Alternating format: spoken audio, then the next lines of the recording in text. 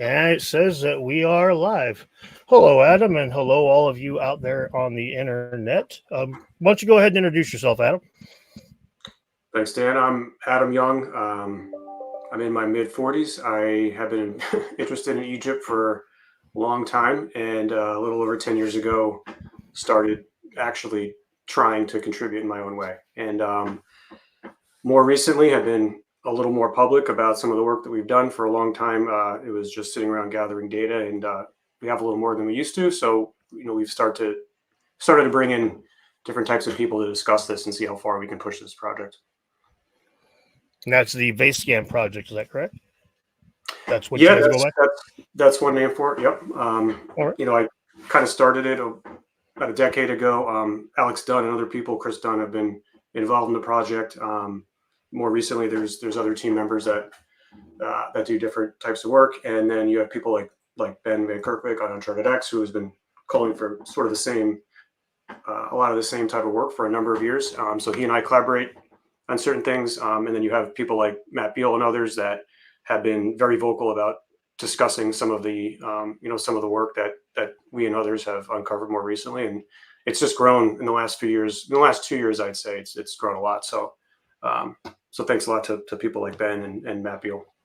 Yeah, Ben's definitely got the word out there for sure. Even if he wasn't the first guy to grab the vases, he's definitely the one that you can hear me frequently just referring to them generally as Ben's vases, because that's kind of the natural moniker. Hello, everyone. Sorry that I can't type in the chat. It's not the same as Premiere. Hello, everyone. But yeah, the popularization of those vases has been kind of a double-edged thing. It's gotten a lot of people very interested in it, and it's also gotten a lot of people very skeptical of it, which with the skeptics, often we get the cynics. And you ran into a little bit of that with Night Scarab, somebody that I've addressed recently in the past.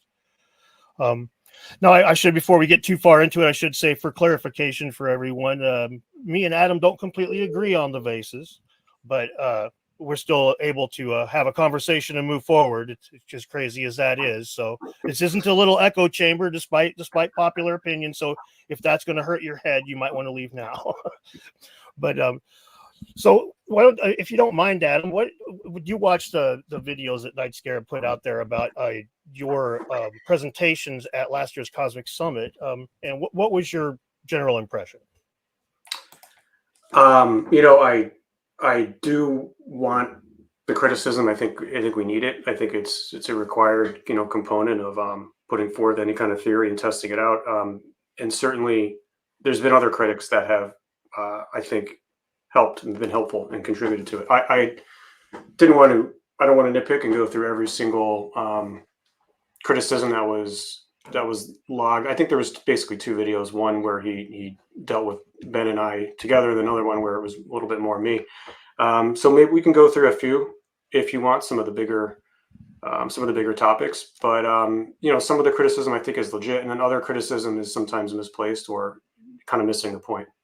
And that right there is that's I just want to highlight what was just said there. Some of that criticism was legit. That's the kind of attitude that I think if we had that same kind of attitude on both sides, where they were willing to say some of the points you bring up are legit, some of the criticisms are legit, that kind of general respectful meeting of the minds, we could actually get somewhere. Thank you, Shermanator. I see that Adam here is also on board with the being sane. All right, carry on, sir. Yeah, I mean, where would you like to start? I'm happy to jump in. I'm sorry. Yeah. Oh, I'm sorry. Yeah. The first one that I had was the Provenance issue. I remember the Czechoslovakian ambassador. That was a big gotcha moment of we got you with that. So, would you mind unpacking that?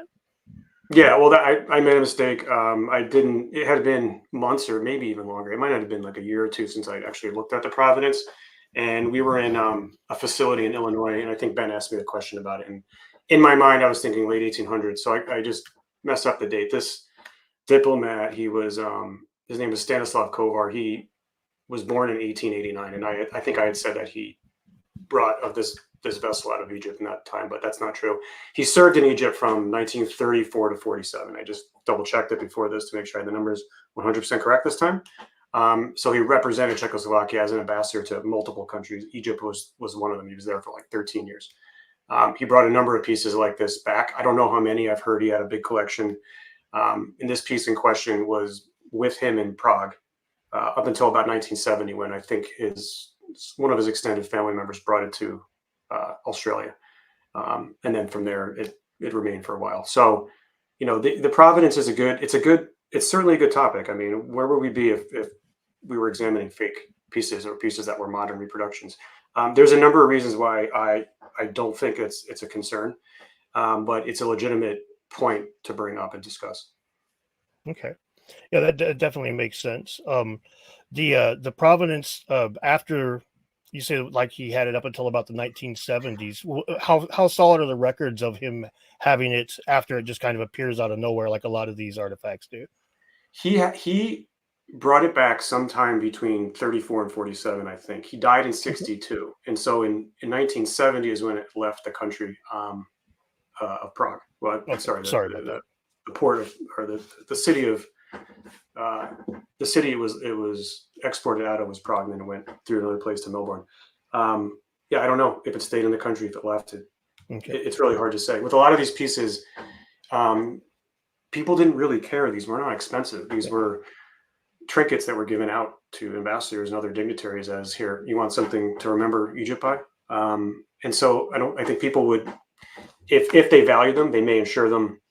They may have documented, the bill of lading if they had them shipped. If they were large, if they had a large collection, then sometimes you'll find more provenance. But if they put them in their trunk, or their luggage trunk, and then pick them up a few weeks later when it got back to their home, then there's not a lot of documentation.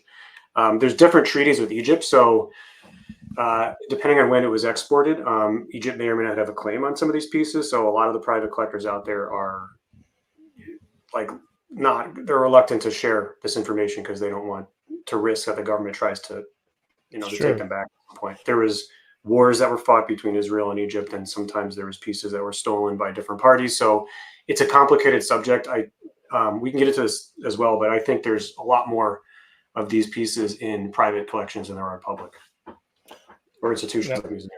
Yeah, well, that makes sense. The provenance issue is kind of a weird catch-22. If it's in private hands, then the provenance inherently is either sketchy or it's technically going to be illegal, right? So, by and large, otherwise the Egyptian government will have repatriated most of these things. So, to my understanding, you would be more knowledgeable about this than I would. It just depends on the year. If you can document it was brought out before various treaties, then you're safe. But if after that, then they would have a claim. And I suspect that over time they're going to try to get more and more of their antiquities back.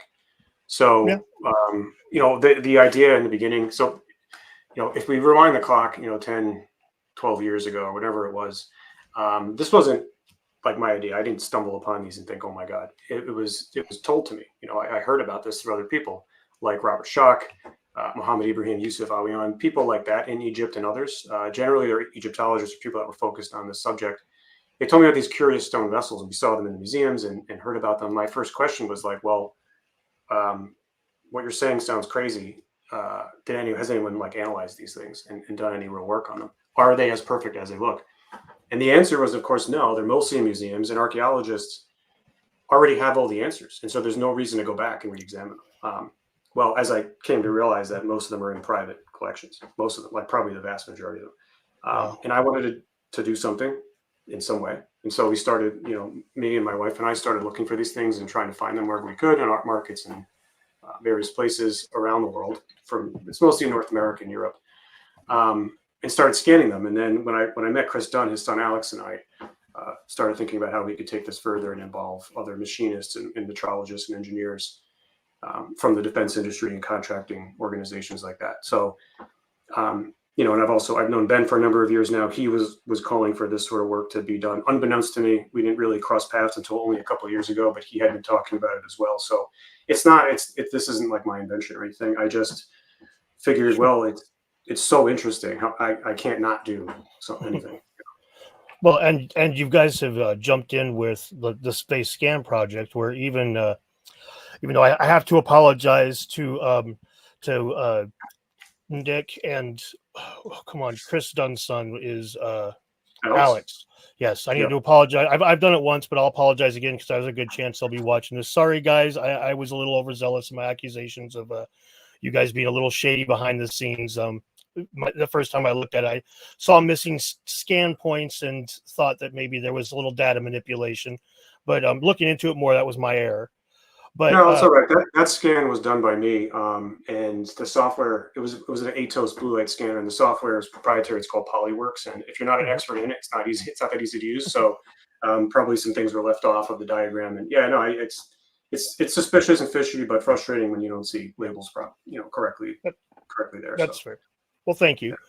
But it is worth mentioning. This is really, there's a lot of work that's going in here, and even if again, maybe you don't agree with everything on these, but I have nothing but respect for the fact that you guys go in there and roll up your sleeves and go out and get all this data and produce it and put it out there. And wherever that data leads, that data could lead in a big fat circle and go nowhere, but it's still, you guys are putting in some real energy, and it's a sad thing that it's not being given more acknowledgement by academia. You guys definitely, at least the things deserve to be looked at more than just knee-jerk provenance is an issue. Screw all this. That's that's more than disrespectful. It's just sad. There's real energy going in here, real money being spent, real passion being poured into this, and I think it should be at least held up and looked at. well, that is actually by design. We didn't want to really go public with this stuff for a while because the goal has always been to work with institutions. We have now we have a number of them lined up for this year. In 2 weeks, we're going to be at at a museum, and we have a few more in the works. So the last thing we wanted to do was establish a social media presence where we were making wild speculations, and that would prohibit us from working with the academic community. And so that's kind of why I never even had a website or a Twitter handle really until more recently. But that's the reason. So I think we're at the point where we have a little more data. I don't think we have the benefit of the law of large numbers by any means for statistical comparison purposes. We do have enough data. I think we're comfortable talking about some of these things. We've seen repeated results in a number of different vessels on a number of different topics and subjects, and I think we can draw some conclusions that are maybe not as controversial as people once thought. Yeah, I think that would be pretty fair. There's a lot of things like I walked away from it the first time I looked at it. Was saying that this definitely would push back some of the manufacturing equipment in ancient Egypt a long time ago. Which that would kind of lead me to one of the other things that Night Scarab hammered away at was that he said that the team claims the vessels cannot be made today. He said that was one of the things that you guys said, was that the vessels could not be made in the modern day. Is that an accurate statement? I've never said that. People are free to speculate, and I think maybe where they came from is, I think the opinion of the people that said that has actually probably changed and evolved over time. But when we first started engaging engineers and machinists, so probably like 2016, 17, 18, whenever that was, to review the artifact scan data, some of them did make statements like, "Oh, this isn't possible. We couldn't do this today. Like, there's no way." They were really referring to their own instruments, their own machine shop. We had a few people suggest they would give it a shot with using carbide drill bits and other things, and that was always shot down because of the concern that there would be too much damage, it would be too expensive. What is true is that the level of craftsmanship we're talking about here in some of the vases, there's maybe different grades, if you want to say that, according to how precise or accurate they are when measured. I think what is true is that the level of craftsmanship is that we're talking about in the upper echelons is not done today in stone, and it's very rarely even done in metal. So using a standard like abrasive cutting method would be very difficult, maybe even impossible, as a way of making, I think, the higher echelon of these vases. So at the extreme levels of accuracy, we're talking about a thousandth of an inch in terms of deviation from a perfect circle or circularity, and even far beyond that in some cases. So I don't know if I don't think we should be. I don't think a traditional lathe an abrasive lathe was the tool used. At least not how we're envisioning it today. An abrasive cutting tool applied to like a spinning horizontal, piece of stone on an axis, that would introduce even a very slight amount of pressure would introduce, I think, too much friction and vibration. I think the tools would break, as would the vessel, the body of the vase itself. So think, for example, Matt Beal's talked about this a number of times. There's certain vessels that have incredible thin walls of like an eighth of an inch or less. The wall thickness would be hard to accomplish alone, let alone the associated precision, but we still see it. So I'm pretty skeptical that an abrasive cutting tool like that is really the answer. I think it's probably something a little more evolved, a little more complex. Like think about like an ultrasonic, like a high frequency, low frequency tool, something like that. We have those today. Maybe that would be the answer. Maybe that's how we could do it today, or perhaps something even more complex, like with a type of cutting fluid as the mechanism. Maybe there's like a frequency delivery system or method, like even a common metal. You don't necessarily even need electricity to introduce a frequency. So I think we're thinking about this from our own modern perspective. And I'm not saying that there were cell phones or computers in the distant past. No, I wouldn't say anything like that. But it's possible that the knowledge that underpins some of our modern tech was also known to a less or greater extent by other people in a different epoch. It's hard to imagine like a scientific and technological regime that evolved over maybe thousands of years ago, right? And our society evolved differently. Like think about the development just the past 200 years. We went from steam engine to microchips to quantum computing in a relatively short amount of time. So, and most of the world has access to it. So that's the other issue. So, I wouldn't say it can't be done today. I think it can. We haven't seen it yet. Okay, that's fair. Now that is one place that I would disagree with you as far as I'm less into the once we start getting out the higher frequencies and stuff, I start thinking the higher technology, the less likelihood I would attribute to it. But I would say that what you bring up about the vibration on a abrasive tool, and for those in the chat who aren't quite sure what he's talking about here, like if you're using a lathe, like a metal cutting lathe would use a metal cutting blade, some sort of metal tip to cut the metal itself. Abrasive would be using like sandpaper or something that you would use for stone. Hypothetically, that's what they say. Hypothetically, how these vases were made, according to the mainstream consensus. So I think what you brought up there, though, is a very good point. That I hadn't really thought of that, but yeah, you would really kind of shake the shit out of that thing with the vibration there. You would really have to. That would have to be very secure. And one thing that I have thought about myself is ways of absolutely centering things. Kind of a low-tech way of doing that is with water. It's a way to level things, a way to center things. You can use water in a number of ways to manipulate an object. But again, when you're cutting it, you kind of can't do that anymore because you can't really have any pressure pushing on that water. The water has to be allowed to act naturally. So this does present a lot of problems that aren't that. Yes, you can absolutely sit down and bore out a piece of granite and turn it into a vase. But when you start trying to get it really accurate, you do run into some issues. So there's those guys out there that do the experimental stuff where they make a vase, and yeah, that's all fine and good, but that's missing the meat of the issue. Yeah. Really, I agree with that. Let me address what Rubate here says. The problem is not how they were made. The problem is that they exist in the first place. They ruined the traditional narrative. I think that both of us would agree with that. Yeah, absolutely. All right. So did you want to say anything more about the vibrations on that? Did you have more to say about that, or was that pretty much covering that?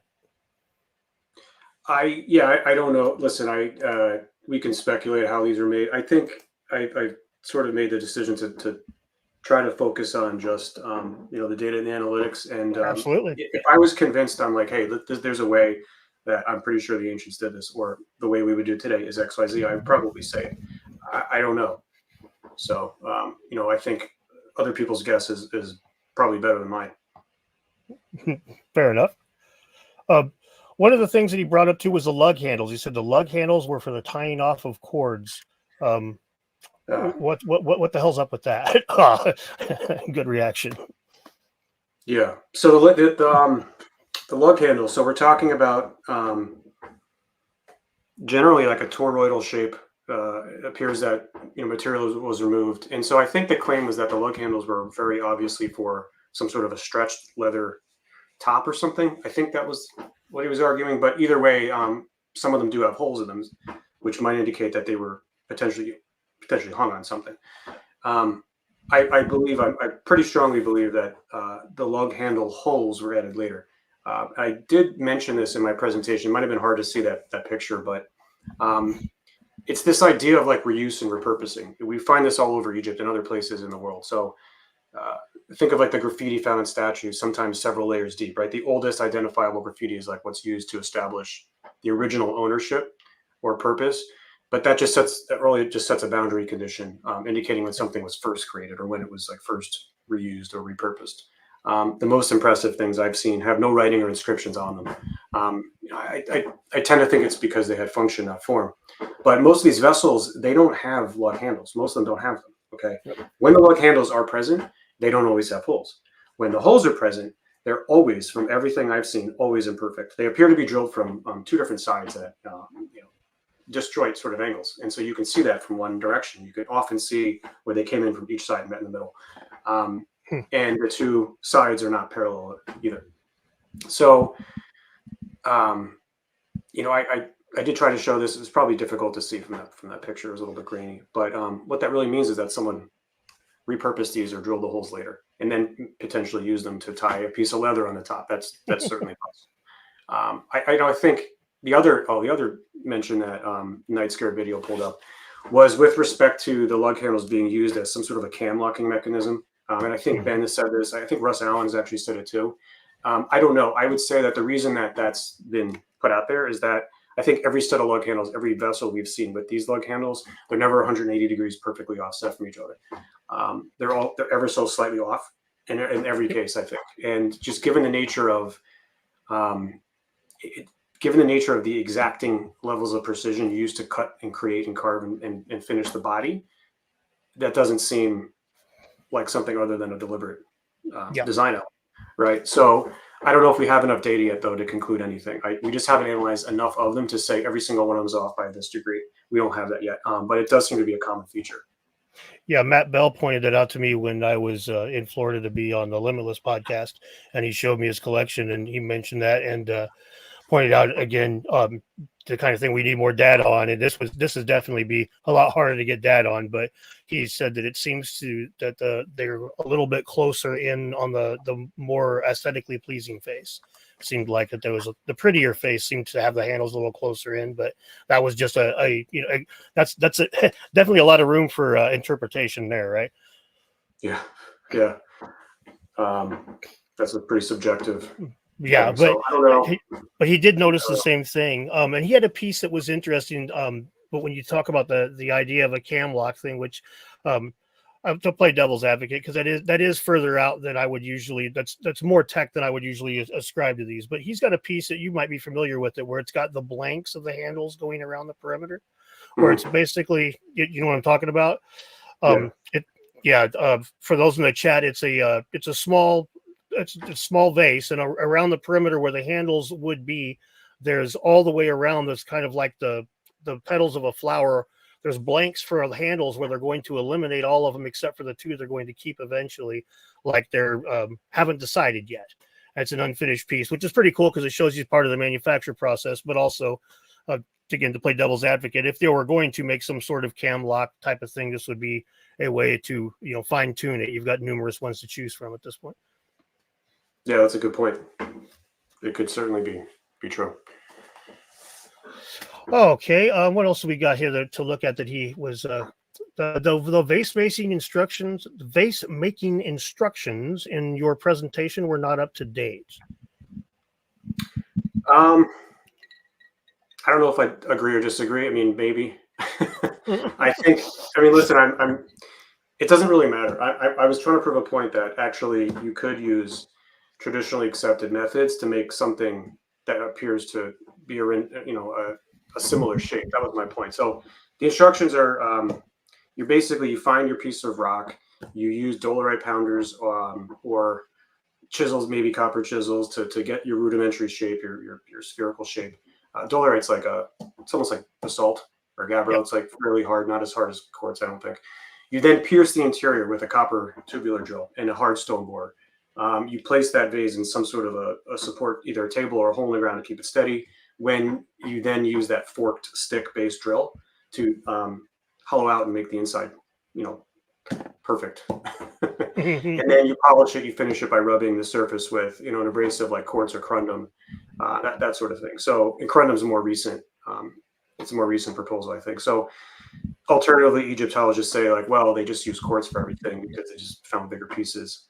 You can also find potentially the byproducts from gemstone mining, right? So there's other explanations here. I don't really know what makes sense, but I don't think any abrasive cutting method is going to give you the results that we're looking at, the highest levels of precision that we see that are down to a 10,000th of an inch or below 1,000th of an inch in many cases.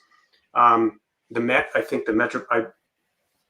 don't know if I mentioned this before. The Metropolitan Museum of Art did a study in 2015 where they had a piece of limestone, and they had a piece of limestone with a core drill in it, and they noticed there was some residue in the bottom of the core drill around the edges, and so they gave it to a team that used an electron microscope. So they used like a scanning electron microscope with dispersive X-ray spectroscopy. So this is a well-established way of trying to figure out what minerals are in this residue, and they did find some things. They interestingly found aluminum oxide, which naturally occurs as corundum.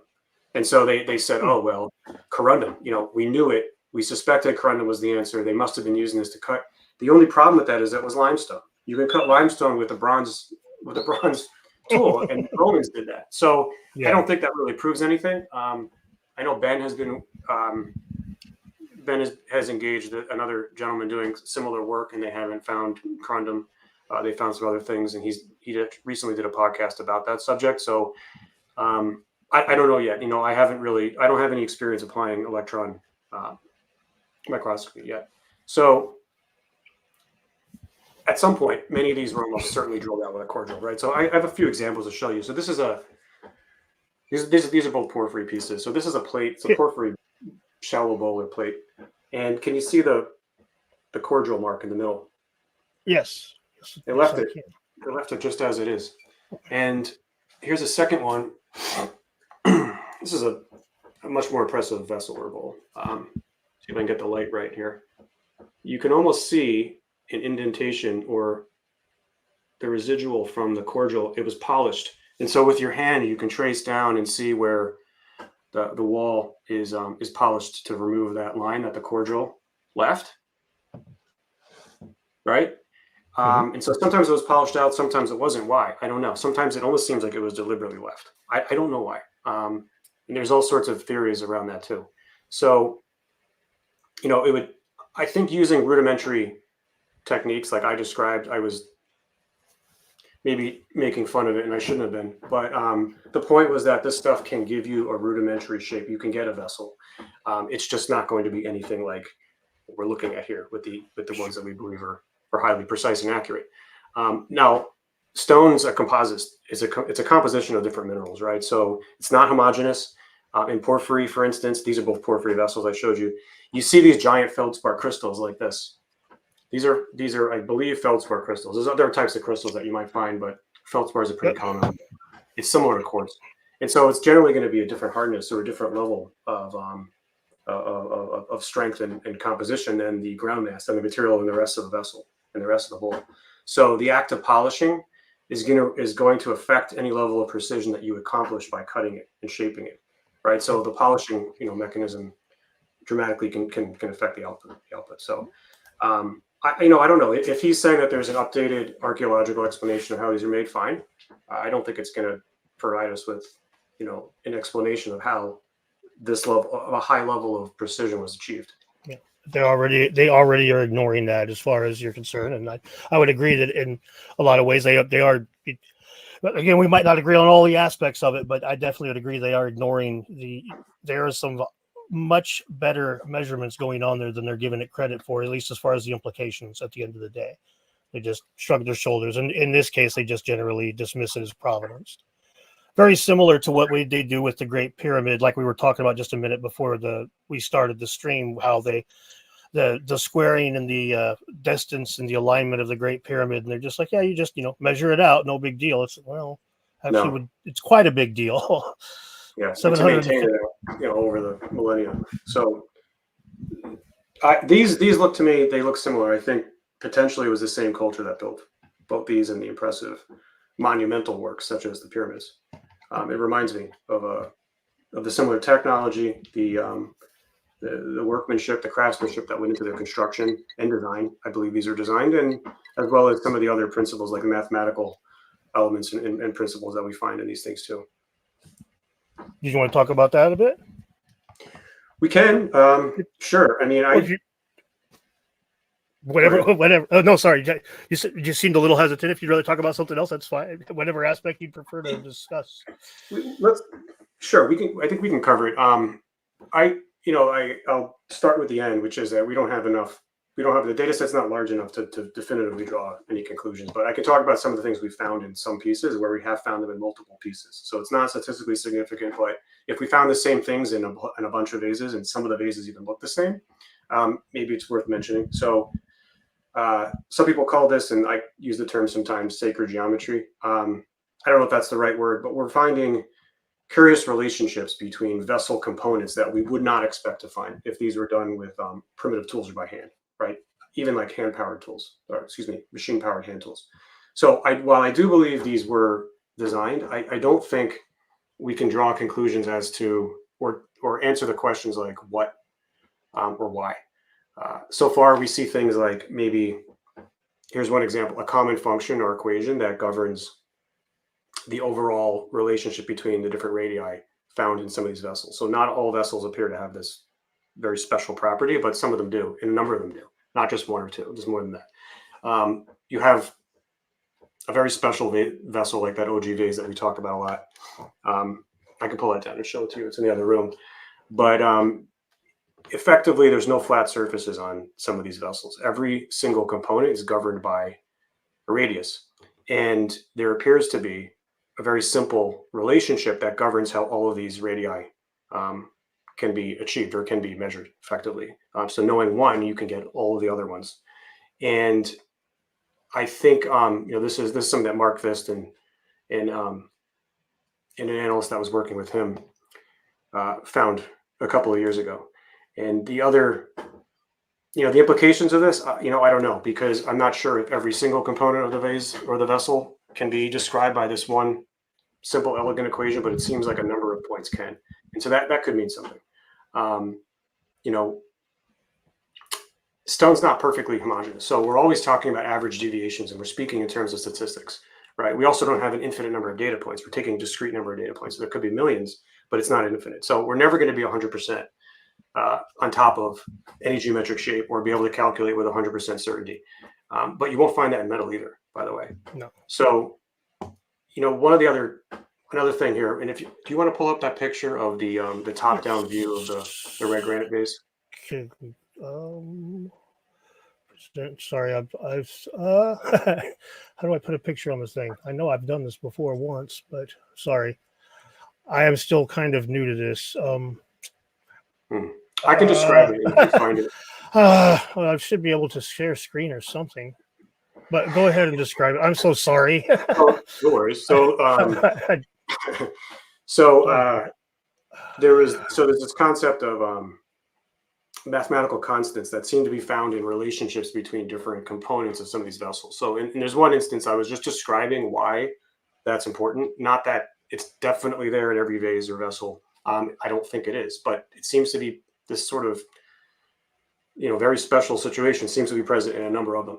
And so imagine, this is an actual example, but imagine, the irrational number phi, which is also the golden ratio. It's found in a lot of places, it's found in nature, but not really spherical geometry. So I showed one example of how we were looking at a vessel from the top down. And if you find it, it's the image on the right. The ratio of the radius of the outside circle, that includes the boundaries of the lug handles, divided by, or to the radius of the outer top mouth section, was almost exactly equal to phi. So that's, again, because stone's not homogeneous, it's not you'll never be able to say it's 100%, but it's close enough. And the point that I was making is that if we change the width of the lip and made that one of the circles a little bit just slightly bigger, slightly smaller, that relationship wouldn't hold. Now, why would you need that to exist? Why would you need the ratio of this radius to that radius to be exactly equal to this, this quote unquote Greek constant? But we know it's not Greek originally. I don't know. The answer is I don't know. And so I'm kind of hesitant to describe all this stuff because I don't really know why it's there, and we don't think that it's there all the time, and we don't have enough data to say whether it is or not. Anyway, but there's lots of different special relationships that exist within a vessel and between or among the different components in terms of the metrics. There's all sorts of ratios that we found between phi, pi, different types of constants. Of course, functions and equations that define different components with respect to each other. So you wouldn't really expect to see this, right? So I think that the point here is maybe we don't know why yet, or even all the whats, but you wouldn't expect to see this unless the designer or the machine or the tool used was following some sort of plan or schematic. Then it's expected, either due to the schematic or the design of the tool itself. For instance, like if you were to take like a multi-axis CNC machine, the machine components, they may be interrelated and they may be adjusted in some way, perhaps that's like non-linear and scales according to like a multivariate function of some sort. I don't know what was used to make these, so I'm not saying the CNC machine was, but I'm just saying it suggests that these pieces were either designed this way or perhaps made by a machine or machines that were designed to yield this result. So then that begs another question: was this definitely the intention? Was this level of craftsmanship in these relationships definitely the intention when these things were made? Or was the machine itself capable of nothing less because of the way it was constructed and adjusted and the way it's scaled up or down? I don't know. Either seems possible. And I do have opinions, but I don't know for sure. So it's hard to speculate without having more information, more data, which hopefully we will. Yeah, hopefully we will. I mean, you guys keep going at it. We eventually will get more data. Sorry, it took me a second to get the image up. That was the right one you were looking for, right? Did I do? Yeah. Okay. Sorry about that. Yeah. I think my point was just that whether or not you believe this, you wouldn't expect to see this. Yeah, that's what I was going to say. A way to kind of bear this out, where you would want to look at it from kind of to see when you talk about multiple variants on the same sphere, basically, or the same circle to use as a measuring guide, right? I'm not wording it the same as you did, but I've looked at the images, so they've got it's basically a formula in order to find the sacred geometry that's in the as Mark Vist finds it, right? Where it's like if you can measure the lug handles, you can measure the diameter with the same kind of the same unit of measurement. Was that correct? Is that yeah, effectively, if you know in any unit, in any way, yeah, if you know the measurement of one radii, you can pop that into an equation and get all the other radii that you would then find in the circular features or spherical features of the object. And so we haven't tested every single feature of every single object. No, it holds true entirely. But we have seen it across multiple pieces. Yeah, that's what I was going to say. That's where it would where the rubber would meet the road, is if does this show up in multiple pieces that like the same unit of measurement, but in different pieces. That would be would show that unified metrology as opposed to just each piece being based on itself. The answer is yes. But I don't know how many are the extent to, to how it's used, and if every single piece has a different form of it. I don't know. We see accuracy and precision that varies. It can vary quite a bit. We see pieces that are accurate down to a hundredth or a few hundredths of an inch, and that's, I wouldn't say easily, but it's definitely achievable today with a lot of different types of machinery. And then we see stuff that's down to like a millionth of an inch. So there's a wide range. It's orders of magnitude different from one vase to another sometimes. Yeah, that makes sense. All right, what do we have on a lot of his arguments? Some of them weren't too terribly bad, although they were just kind of presented almost in bad faith, I would say. Go ahead. What you got? Yeah. Yeah, that's fine. I don't mind. I'm used to it. But there's some statements that were false, like when he says stone is routinely made, like I think he said like a funerary vase or any sort of stone vessel is made to these tolerances today. Like that's just definitive. That's a false statement. It's not correct. It's absolutely he had the weasel word in there that would have made me. I didn't go digging deep into it, but I did recognize he says they were about the same. And so it's like, well, hang on, we're talking about precise, and you start saying about the same. Hang on. So that's not accurate, huh? No, I think, and I could be a little bit wrong here, but I think the only real true comparisons today in stone would be like the granite plate inspection tables that you would see in a metrology lab, where they use those because they're more impervious to changes in pressure and temperature than metal is, and they're flat. Right, so you're talking about lippage, you're not talking about roundness or concentricity or circularity or anything. And so I would say that we can make this in a flat surface. We do it. I don't think it's really ever done today in a spherical object at all. Not that we've ever seen, and we still haven't found anyone that's able to make one of these today. So when someone says it can't be done, I don't think you can say it can or cannot be done, but we haven't seen it done.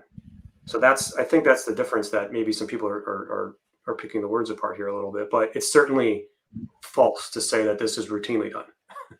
Okay. Show me one example of circularity down to even 1/1000, even a thousandth of an inch or less across just one plane in an object. It's really not. It's not there.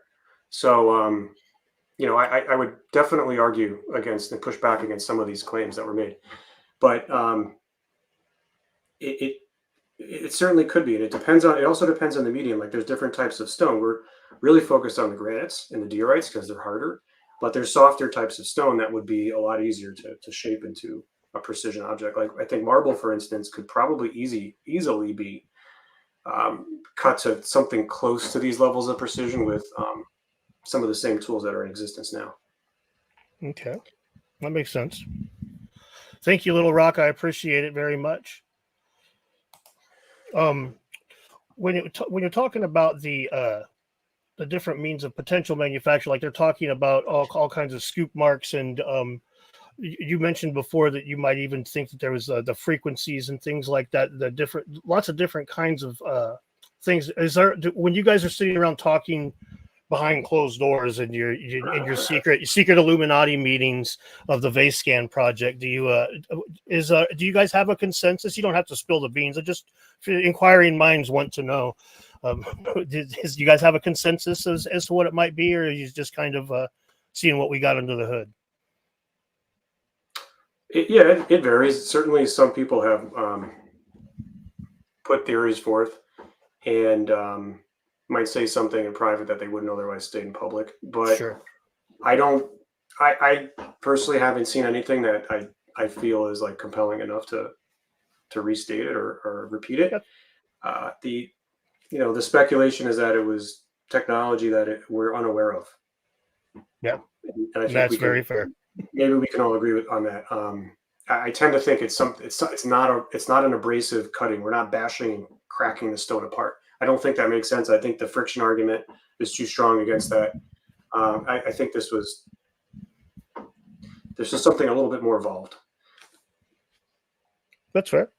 And I to be honest with you, it's I'm really glad that you guys feel that way, because like we're just talking about, for example, the handles being not need more data just on the location and stuff of the handles. Now, to some people, this might be a big fat nothing burger. There might be like, why the hell do you care where the handles are at on an ancient Egyptian vase? But that's data, and it's impressive. And the more of that stuff that we put together, that can't be a bad thing. So I can't say it enough. It's kind of sad that the attacks that you guys get at times over this is really, it's just so ill placed. It's like it doesn't matter if that you say aliens were throwing lightning bolts and they magically made vases when they hit the ground.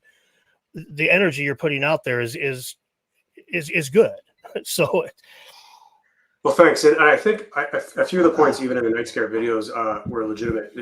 There's a number of criticism there that a couple things I didn't think of, and a few things where I said, I should be more careful about how we phrase this or communicate it, because sometimes he was misstating or misinterpreting what we were saying or what I was saying, but I think his points are valid. Well, go ahead. Sorry. oh, no, I was just going to say what comes to mind. Sorry. Well, you want to get into the step pyramid and those Yeah, absolutely. topics? The So, step. yeah, this is like, I mean, just to put it bluntly, Saqqara is like one of the most impressive, craziest places on Earth. So that's where you find the Serapeum, the step pyramid.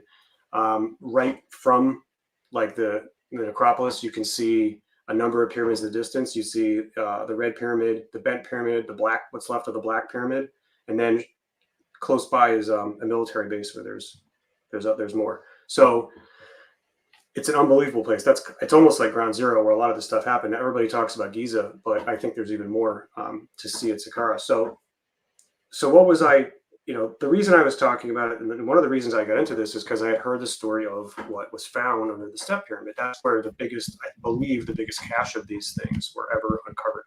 And as it has been stated many times by different people, 30 to 40,000 hard stone vessels were found. I never questioned the fact that might be inclusive or exclusive of the alabaster. And the point brought up in the video, which I think is a good one, is that this could be inclusive of alabaster. And so if that's the case, then, all the numbers I kind of threw out there as an example would need to be adjusted dramatically, potentially. But I don't know that. I've also seen accounts that it was 30 to 40,000 hard stone vessels and the alabaster was considered separate. So I don't really know. But regardless, kind of moving on, Loyer, when he described what he found, he listed granite and he called out red granite, which I think he was referring to Aswadian granite specifically. He specifically separated the two for some reason, which is interesting because we actually see a difference in results as well when we analyze the different types. Diorite, porphyry, siltstone, slate and schist, breccia, quartz, porphyry, limestone, alabaster, or calcite. So I guess the question is, did the 40,000 number mean to exclude the alabaster vessels or not? I don't know. It was the most common type of stone vessel found in Egypt was the alabaster. We know the dynastic Egyptians were skilled in working with them. They're believed to have extensively worked in alabaster and potentially alabaster only. I would say that his use of photographs to count the number would not be accurate because you don't know if photographs are taken of the entire site. And his end result of 2,000 seems way, way, way too low. I mean, you can probably find that many just in museums. I've seen hundreds, if not thousands, on the private market that are attributed to the Saqqara necropolis, the Saqqara region, or the Saqqara excavations. And I'm just one person. So let's assume that the 40,000 number does include alabaster. So maybe we discount that by how much? I don't know, half? Do we cut it in half to 20,000? Well, even if we cut it below that to 10 or 5 or something, which I think is low, we're still ignoring what was found before Loyer. So he was there for 2 years, right? He took over he superseded another group of official archaeologists excavating the site that were there for 19 years. We don't know what was found there. And I left it out of my example for a reason, because we have no idea. But if he found 30 or 40 or whatever, 10, 20, who knows? If he found that much in 2 years and he was not the first person on the site, there's probably a lot more. Now, who knows what other digs that were not documented, right? So these are just documented excavations, but this is Egypt, okay? So remember the Arab Spring? What was it, 2013 or 14, I think? So during that time, the government was shut down. What happened? Well, there are illegal digs that happened all around Egypt in all these sites, from Abu Sir to who knows where. So sometimes dozens at just one particular site, right? I think souvenir collecting or artifact hoarding is probably the second oldest profession in Egypt. So, back to my example, this effectively means you would reduce all those numbers by a coefficient, right? So like we said, maybe in half, I don't know, unless you added back what you think might have been found before Loyer. So what I was trying to do here, and the whole point of this, it's really not that important, but the point I was trying to make was that, what would the value be in today's US dollars if these were made in America today, according to the timelines that Egyptologists were saying, right? So just to give people a sense of how valuable, 2 years of a skilled craftsman's time would mean that the thing he was working on is worth quite a bit of money, a couple $100,000, 150 grand, something of that nature, a lot of money. The price of a house, of a small house, the price of a very expensive luxury car, something of that nature, a large purchase, sometimes the biggest purchase in a human being's life, right? Now, multiply that by thousands. So it's a huge amount of money to put underground in a well-known area. It's got a giant pyramid on top of it. People know those tunnels are there. He was reusing them, right? And he got them from somewhere else. Wouldn't he be concerned that they could be robbed from him? So the point was, if they were valuable, why did he put them there? Potentially, or perhaps they weren't that valuable. That was my point. He's not regarded to have made these. He's regarded to have collected these from earlier kingdoms, from earlier inherited or uncovered burials. I tend to think, what's the easiest way of getting, if you're the king of a country, what would you do? Would you set up excavation sites all around Egypt and pour millions of dollars into that? Or would you just go to all your constituents and say how much? Or give it over here. Yeah. Right? But what's the easiest way is these were already known to have been in people's possessions. So he got them from other people or from specific sites. I don't know where. That was the point I was trying to make, was that they weren't that valuable to him because he didn't make them. Yeah. But the Night Scarab took that and attacked you. It's as though you got the GDP aspect of it wrong, and somehow that I misspoke. Undermined your point. I said something about income instead of output, so I made a few minor, just I was up on a stage and trying to tell a story. So I did make some mistakes, but the point is valid. These are worth a lot of money. They took a long time. He was trying to make points about. I think he made a few in his own mind valid points about the nature of the cost of labor in Egypt. It's not relevant. We're not talking about exchange, but I was just trying to get people in a sense of what these might be worth in U.S. dollars today. But these were not made by slaves or common laborers. They were made by skilled artisans or somebody operating, advanced equipment. So, what you end up with is a valuable object.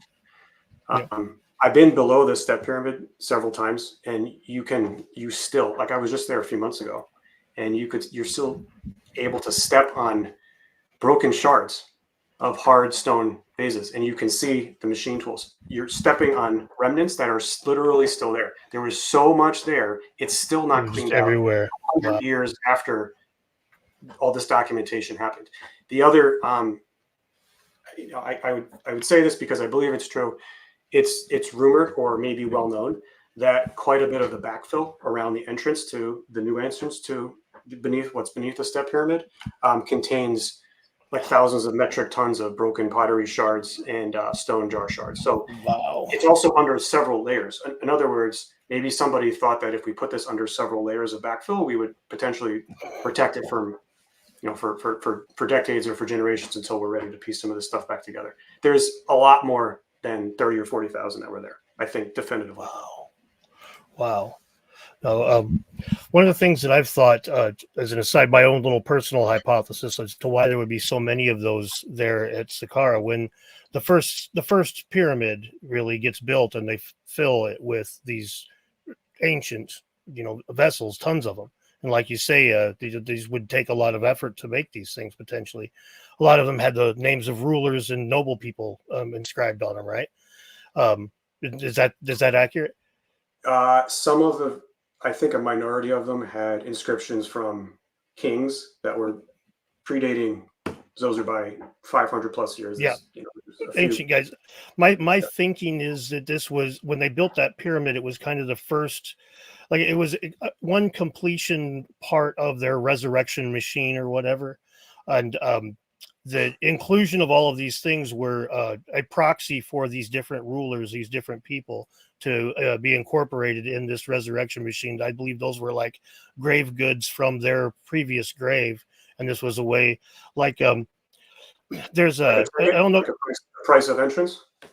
Yeah, I don't. If you ever watch History for Granite very much, he's got a lot going on about how the pyramids look like they were set up to be used and then left. Like the only sealed sarcophagus they found had no body in it, right? Like these were. He's a hypothesis that like they were basically like stations kind of things. You would put the body there for a time and then. So at any rate, this seems like a way to be like a proxy way of including these ancient, long forgotten rulers, almost forgotten, into the modern resurrection thing when Saqqara gets built and the real pyramid building days begin, right? I think that's, that I hadn't heard it quite put that way before. That makes a lot of sense. I would probably suggest that was a reuse of an earlier site by a less sophisticated culture. No, Um, I can see that. I yeah, wouldn't argue and with if that. you look at the there's actually a lot of there's I don't want to use the term evidence. There's a lot of support behind that. I'm not making that statement out of thin air. I've seen a lot, and I've heard a lot, and I've read a lot, and I've been to a lot of these places. But if you look at a top-down view of the giant sort of box, what's beneath the step pyramid now, it's been put back together. You can see that it appears to be repurposed giant slabs of granite from somewhere else. I think the stories that the dynastics put that together. So they were repurposing broken pieces from some other site, some other monumental megalithic work. Might have been the remnants of what was there before Zoser, and I think he rebuilt this site. I think the site goes back much, much earlier, and he rebuilt it, maybe according to how they thought it may have originally been. Maybe they thought they were going to be able to honor it. That's potential. Maybe they thought there was a use to it, and they were going to be able to solve that and fix it according to how it was originally designed to be. I don't know, but this concept of reuse is really everywhere throughout Egypt, and it's pervasive. Like the fact that an earlier king put his own graffiti on something and Zoser didn't bother to write over it, I think is really, he could have, and a lot of them did that. That was well known. I think he just had so many of them. It was like, what's the point? I have plenty that don't have inscriptions at all. And why do I need another like 10 attributed to my name? I have 200,000 in my money bin buried under the sand. So I would say this concept of reuse is really can explain a lot. Yeah. All right. Cool. Yeah. I would really quickly thank you, Senorita.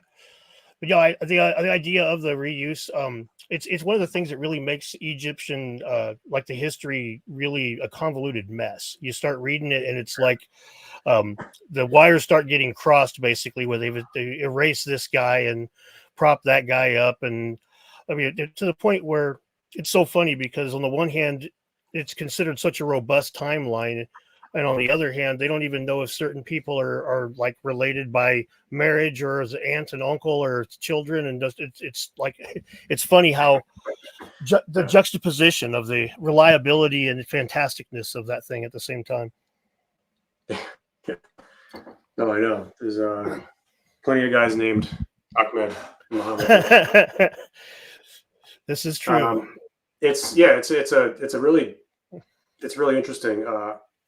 You're talking about thousands of years of dynasties, right? And you can trace the genealogy back. Some dynasties are like Northern European descent, some are Sub-Saharan African. So it was a place where people came and wanted to live and wanted to govern and wanted to rule. Many different people over many different 1,000-year periods of time. Yeah.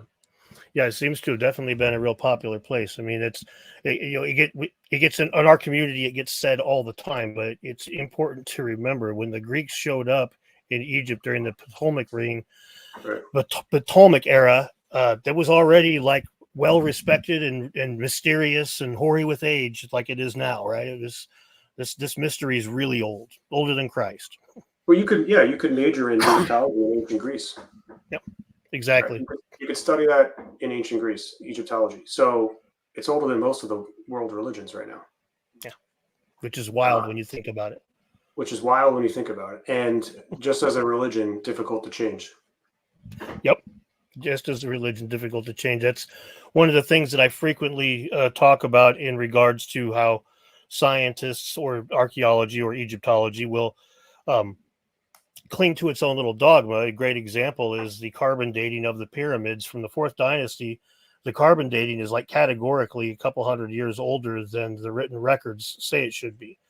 But they don't care because the written records say it should be here. So they come up with this old wood hypothesis about how they burnt old wood and that was what the thing is. And that's why it's all a couple hundred years off. And it's just a way for them to keep their written record intact over the hard data, even though the hard data, they don't want to give up on that 20-year pyramid, man. They don't want to say that it took 60 or 100 years to build a pyramid. And that's really what the implication is there.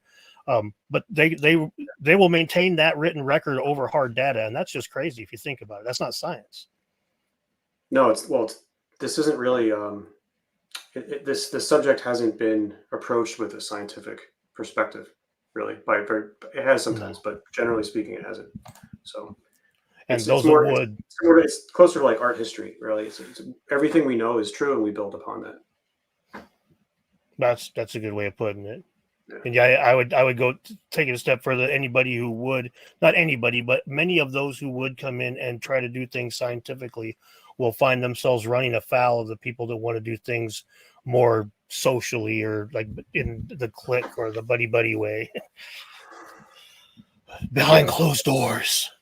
The conspiracies. Sometimes conspiracies exist.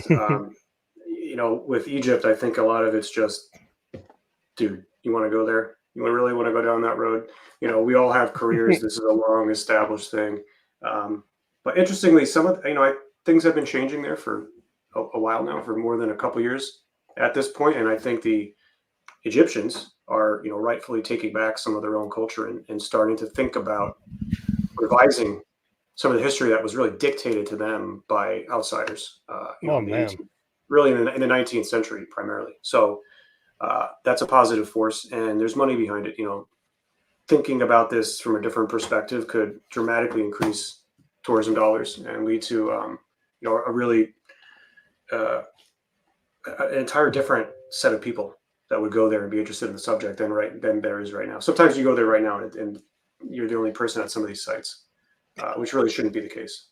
So no, Arab Spring definitely put a dent in it. I mean, that's been a decade now, but when I looked at the numbers about a year ago for a video, and they were just now recovering about a year ago. Yeah, and then obviously COVID didn't make things any easier. Oh no, of course not. But guys like Zahi Hawass, he's well aware of it. It's one of the funniest clips that I use it every now and again, where he says that so it doesn't matter. Doesn't matter what is happening bad in Egypt, those New Age people, they will come. He knows where the tourist dollars come from. Arab Spring, I'm going to the pyramid to meditate. That's what else can we discuss? Well, we got here was the next one here, the very strict timeline of when the stone vessels should be attributed to. So he did kind of try to pigeonhole you in this tiny little spot of when those vases should have been made. Yeah, I don't think there's really any evidence to support when they were made at all. I think they were found in graves, and you can dispute or argue when people died. You can carbon date burials. You want to throw up that map if you could, and we could. Absolutely. Let me pull that one up. Okay. So just to be clear, as a kickoff, just to be clear, these are regarded as being pre-dynastic, right? They're regarded as being made, generally speaking, before dynastic Egypt, sometimes into the first couple of dynasties, but never after that. And so archaeologists acknowledge these things are pre-dynastic. They're found in pre-dynastic graves up and down Egypt. And so what I did with this map is I just put together a few of the sites where we have very good documentation. So you have Lower Egypt and Upper Egypt. Lower Egypt is in the north because that's the direction of the flow of the Nile. So Giza is up near Cairo, as is Saqqara. They're both, a short drive from the center of Cairo. Tarkhan, which was a Petrie excavation, I believe Lahun was as well, a little bit further south. And then as you get further south into the middle of the country, you have Badari, and then you become closer to Luxor, Upper Egypt, and that's Thebes, Esna, Diospolis, that's another one, and Abydia. Those two are both Petrie excavations, and then Nakata. So Nakata is a famous site. That was really one of the first times that these were excavated, and this work was done by others, not just Petrie, but Petrie was there in the 1890s. And so he had pulled out all these vases, and they were so different than everything else, and the graves were so different than anything else that he thought they were effectively aliens, not from outer space, but from a different part of the world. He thought they had came in and they must have founded Egypt. These were like gods. Like look what they were able to make, effectively. So we can definitely say these were made before dynastic Egypt. I think I don't think that's a controversial point anymore. Now I think some of what the Night Scarab video was saying was that you have upper and lower pre-dynastic cultures that are dated far back, and then some are much further than 10,000 BC. I think he said that, but they are. And even if he didn't, there's cultures that lived at these sites of the excavations, up and down Lower and Upper Egypt, that had been on the scene for tens of thousands of years. That's not really in dispute. Some of the dates are disputable. So I've seen descriptions of different types of stone workshops that are dated to 50, 60,000 BC, some as far back as 200 or 300,000 BC. I don't know where those numbers came from, if they're, how they were, or if they were, validly conducted or measured, or even like how you would go about doing that. But I think it's believed that there was people in the Nile Valley for hundreds of thousands of years, and I've seen up to 700,000 or 800,000 years ago. So from most of that point, at least the pre-dynastic cultures of the last 10 to 20,000 years were effectively using the same types of hand tools that were basically depicted in many of the wall paintings, showing drills, chisels, and hammers that we find in dynastic burials from the Middle and Late Kingdom, right? So archaeologists believe they use basically sandstone, sometimes quartz and other materials. So I would say that even according to mainstream archaeology, the knowledge required to work alabaster probably existed far before dynastic Egypt. So it's possible that even some of the alabaster vases, although they probably were made by hand, it looks like, with primitive tools and primitive techniques, some of them might have been misdated and be much older. I don't know, but it seems like the ability was there long before Egypt. And I think that, I think the video, one of the points that the video makes, which is a very interesting point and a valid one, I think, is this idea of inheritance requiring continuity. So he's taking apart the idea that these are inherited. He's saying he doesn't think that the cultures from, let's say, 4,500 or 5,000 BC back to 10,000 seem to have had these hard stone vases. Now that might be disputed. We don't see a lot of evidence to suggest that they were found in that 5,000 year window. It seems weird that they wouldn't be. If they were older, but he's basically saying that's definitive proof that they didn't exist before that. So okay, well let's just assume he's right about that, and they were never found in anything older than 5,000 BC. Well, but why would you need that to be a condition, right? Why would you need that to be a condition to demonstrate that therefore they were definitely made in 5,000 BC? Why would every culture that happens to live for a period of time in like one particular place need to have the same things, same possessions, or even value them in the same way, right? We're talking about a 5,000 year span. So for example, you have maybe Group A who lives in one place and then migrates south to like the Sudanese region, and then Group B takes over, and then they in turn move. Well, where do these groups, where do they come from? Where do they originate from? Well, it would matter, right? It would matter because you're saying they should all have the same objects, the same possessions, and should all be buried the same way, or at least that we can uncover them. Then they would need to either have brought them with them from somewhere else, or taking them over from whoever was there. So, some of these cultures, they started off nomadic, they settled down, became fixed for a period of time, and then reverted back to their nomadic ways down the road. And they may bring with them certain things like knowledge, tools, items. So you have that possibility, that possible explanation. Another is another way of thinking about this is if we think about today, we see very different levels of human evolution.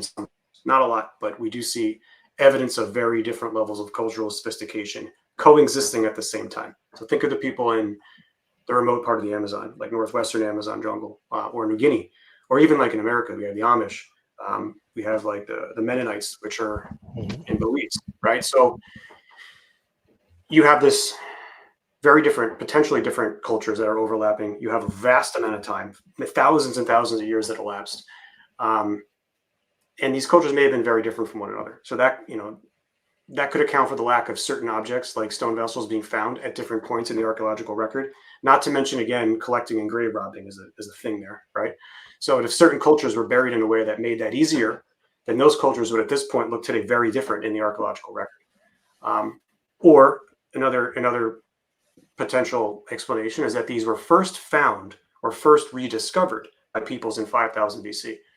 That could very likely be true, given what we just talked about in this concept of reuse, right? So that's possible. I think that holds a lot of weight. Note that this still means they're pre-dynastic; they're still old, but there was a period of time where they weren't widely known about. Or let's just say the Night Scarab video and others like it are right. They were first made in 5,000 BC. That's basically the mainstream view, right? So sure, that's of course a possibility. It's difficult to prove that. It's difficult to disprove that. But I think it's unlikely, given a few things, given the manner in which these objects were found and the tools that we believe these cultures had. So again, mostly sandstone, occasionally quartz-based, fairly rudimentary hand tools. The fact that they were only found in rare or few graves, right, surrounded by pottery, much more pottery than stone, not in every grave, and the fact that these cultures were not industrialists. They were herders. They were farmers. Sometimes they were hunter-gatherers, but in many instances they were sedentary herders. They stayed in one area. They did simple things. They didn't have cultural excess. They didn't have excess capacity, right? So, an industrialist society would be operating with a large surplus, large excess for things like art, culture, leisure, for making stone vases, for holding body oil. I mean, give me a break. Taking 2 years or longer. You went there. That's reserved for cultures with surplus, not hand-to-mouth groups. Okay. And of course, in any sort of tools whatsoever, even simple tools were hardly ever found here. I think almost never. In some cases, not in a single place within a particular excavation. Now, these excavations sometimes are done 5 or 10 times in the same site over years, so we may never know what was originally found in some of these places. We didn't see anything in the way of diagrams or inscriptions on these. No written language, no account why these are there or how. So there's also excavation sites, like I mentioned, that seem to be dated to 50 to 65,000 years ago, and various types of workshops along the way that existed far beyond that, apparently or allegedly. These sorts of dates, I know they seem extreme, and I think it's debated potentially, or it's maybe not agreed upon. But some people believe the Nile was inhabited for hundreds of thousands of years at least. So I think he makes a good point, and I think there's different explanations for why they may have been missing, or even if they were for 5,000 years. Yeah, he did bring a couple of good points, and I think that would probably be one of them. You were pretty fair there in how you broke that down as well, even to give any more credit than I would have, to be honest. He was kind of a dick to you, so you'd be all right being a little bit of a rotten guy back, but you're keeping it above the board. Yeah, he's an asshole. Fuck him. Won't do you much good to be mean to him anyway. Not that many people spend the time to go through someone else's work and then refute it point by point. So I would acknowledge that. Like, the guy spent a lot of time with what he put together, whether or not I think it's all correct, or even if it is, or some of it might be. But the fact that he spent time on it, I would acknowledge that and give it some credibility and respond. Nice. That's definitely fair. Now, he says one of the points that you wanted to bring up was that the lathes were not used for everything, and that's something that I wanted to hear you break that down a little bit. We touched that a hair earlier with the vibration thing, but this is something that's a little bit like I'm kind of the opinion that this is where we see the lathes. So this is where I'm interested to hear what you got here. Yeah, well, even your opinion is would be considered pseudo archaeology. You're going against the mainstream perspective, which is that they didn't have the lathe, or even simple. They didn't have the wheel. Yeah, which makes no sense. Their calendar is a wheel. Like, it's ludicrous to say that they didn't have the wheel, but they did have this thing called a pottery wheel, but they just never used it for anything else. I don't know. I would say that I think there's enough evidence to suggest that dynastic Egyptians did have the lathe and used it extensively, as other cultures did. I think they were much more advanced themselves than they're given credit for. I'm talking about the dynastics, right? So back to early 3000, or 300 BC, from everything from engineering to medicine to astronomy. Their body of knowledge is much more impressive than I think has really been accepted by mainstream archaeology. It seems to be changing a bit now. I think it's more recognized and regarded at this point. But I do think a lot of their culture was inherited. And that's, I think, less and less of a controversial statement. But I'm not a machinist myself. I've never designed a machine. I never really even used anything other than woodworking equipment. But from every machinist that I've spoken to directly or heard discussing the subject, the level of tolerance and precision that we're talking about is perhaps not possible in granite, using an abrasive, rudimentary cutting instrument on a spinning lathe, right? Due to the friction, the things that we talked about before. We see ultra thin walls, we see ultra precise circularity on a lot of these. I don't know. We haven't seen it done yet, at least that I'm aware of. So if something can be made on a lathe, sure. We also have these curious, in Turkey, just across, not all that far from northern Africa, we have these curious like obsidian lathed vases, and they're said to have been made 10,000 BC. So I think the mainstream view is that they were made on the lathe 10,000 BC, which would be interesting to see if the measurements and the work are done on those. And we also have these paintings, right? So what we have are paintings from the Middle through Late Kingdoms depicting this forked stick vase drill. It seems to be a way of working in alabaster. That's really all we have in terms of written or recorded depictions. And these are on like plaster walls, effectively, like painted on plaster walls in Middle and Later Kingdom burials. Not even hieroglyphics from what I've seen. They could be a simple explanation is this is someone's interpretation of something, remembrances, like they were told this, or rumor. They wanted someone to just paint some frescoes on their tomb depicting life. Right, that's possible. I don't know. We don't really have much more than that. There's a few depictions like that, and these could, I think the Egyptians and others like the Sumerians. So here's another point: the Egyptians or others like them, Sumerians, cultures like that, actually recorded extensively. They wrote down and recorded an unbelievable amount of material, from religion to the afterlife to import-export trade manifests. So why not speak of advanced tools that you use to make incredible objects or pyramids, right? There's no real documentation of pyramids being constructed by them. The evidence is indirect, and we don't have to get into it, but there's nothing that says we built this and this is how. There's evidence that work was done on the site. I think because they were made long before what we think of as dynastic Egypt, both these incredible vessels and the pyramids. I do believe that pretty strongly. And when we say dynastic Egypt, that's whatever, 3,400, 3,500 BC. I think the vases are directly connected to the pyramid builders. That's definitely fair. I would think that the vases are not necessarily directly connected, but there's a very high probability of the fact that they're both enigmatic in their own regards. Definitely would lean that direction, and so I would defer to you on that one. Although I would say I would like to see more evidence, but yeah, they definitely are. I don't know how we could ever prove that. Yeah. And I wouldn't. I'm not even saying that the same people built them. But I'm saying there's a lot of this commonality in their abilities and the knowledge base. It seems very similar, and we don't really see that in almost anything else anywhere at any time. No, so and, that's I've talked. I'm sorry. Go ahead. No, that's it. Oh, I've talked about it before. How you touched base on it a little bit. How we don't know what was in some of these places. I take it a step further that there's we already know Zahi Hawass is a little sketchy in these regards, but like you say, the second oldest profession over in Egypt is faking Egyptian antiquities.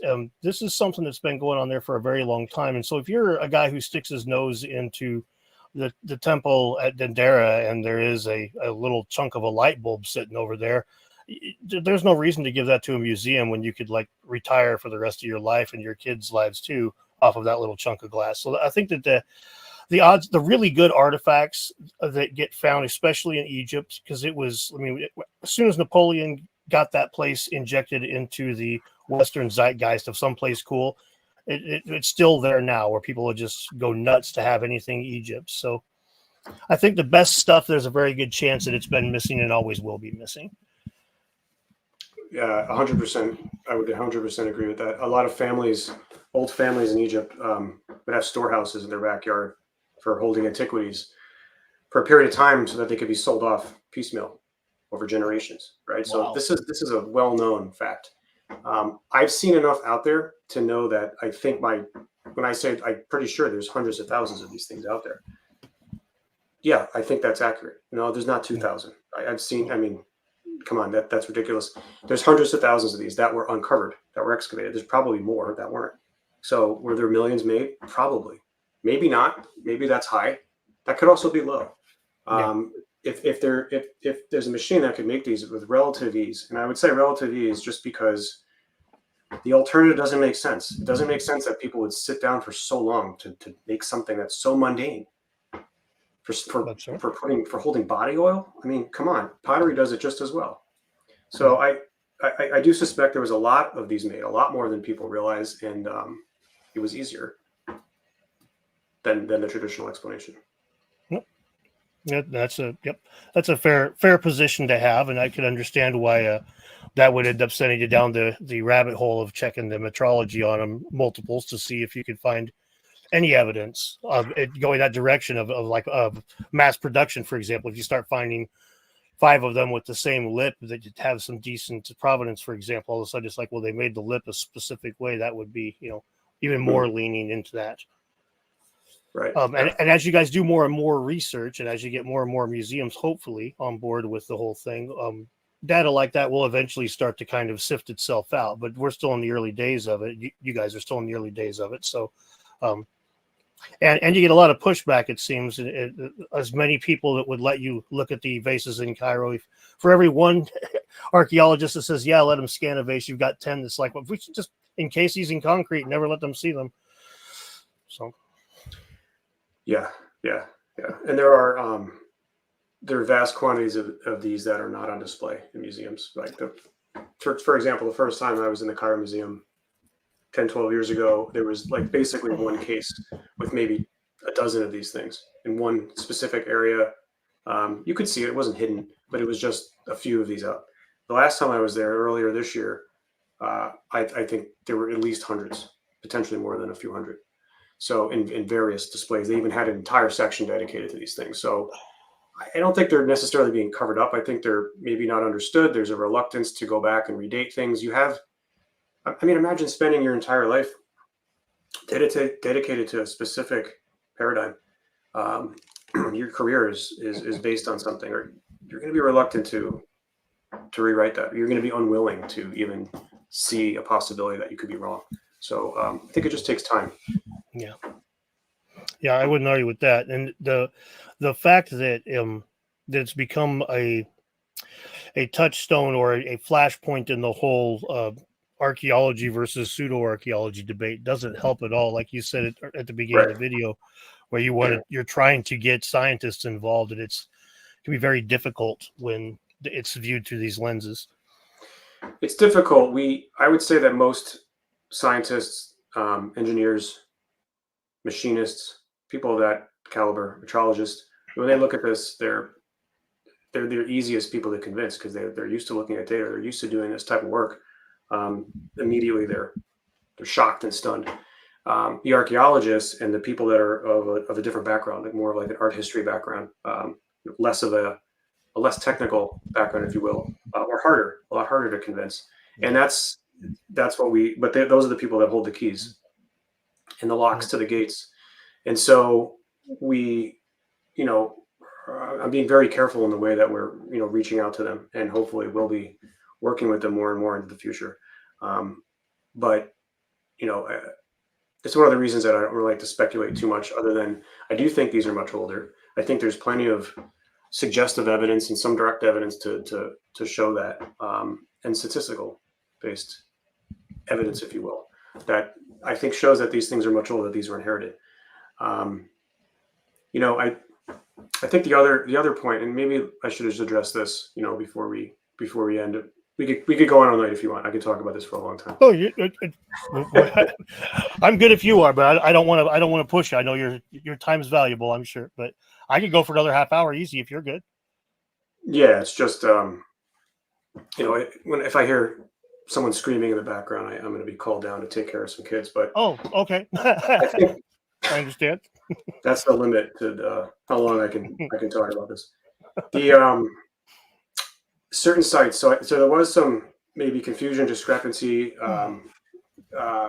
criticism, valid criticism with respect to pictures and sites that we're referencing. So we could get into that a little bit. So that map. There's a reason I showed you that map, is just so you can see that Upper and Lower Egypt. There's lots of different sites. Those are just a handful of them. There's hundreds of sites that were excavated. Some major sites were excavated 10 plus times over the years, over the decades, over the last 150, 200 years, just by the archaeological community, not to mention all the stuff that's under the radar. Probably far more illegal digs existed than legitimate ones. So I thought that, I try to be careful typically and only reference the sites where the stone vessels were definitely documented to have been found. If I slipped up, I acknowledge that I may have made a mistake, or I may make mistakes and not realize that certain sites, they weren't really there.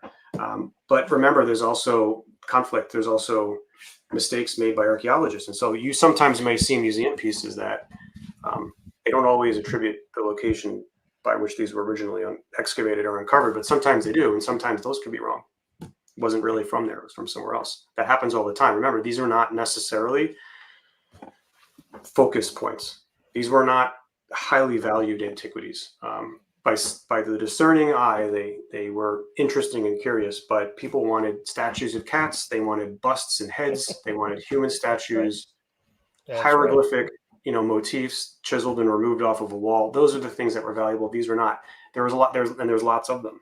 So they just weren't that valuable. And so the attribution in terms of where they were from, the provenience, where they were excavated and when, isn't always accurate. It's not always even maintained.